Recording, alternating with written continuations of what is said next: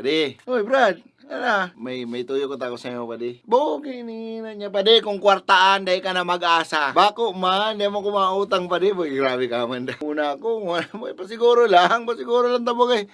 Ano ba yan? Pwede ako sa iyo, pade. Ano? Pwede ako mag-share sa iyo ng word of God.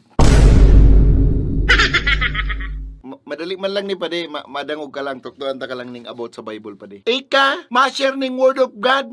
Ano na naman kalokohan niyang pade. Aram ko pade na masakit tubudan. Ako ma-share ning word of God sa imo. Bako ning kalokohan pade, seryoso ni. Bole, bago na kaya ako pade, well, kabus man na tao nagbabago kaya kung kang nabasa ko ning mga about sa Bible pade, namulatan akong maray pade sa buhay. Aram mo na. Sabi ko sa imo pade, sinave ako pade kan librong ini. Kaya nga nagigdi ako sa imo, taaram ko sa diri ko, bistado ta ka. Aram ko nakaipuhan mo maning tabang.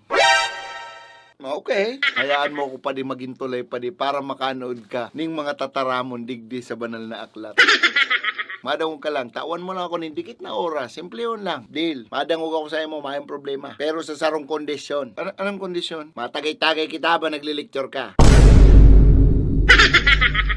Ngayon mga Bible study nga ni, tapos mainom ka man. Ano ka naman? Yun na. Mas marayang ulayan ta. Pag may arak sa lamesa, yun.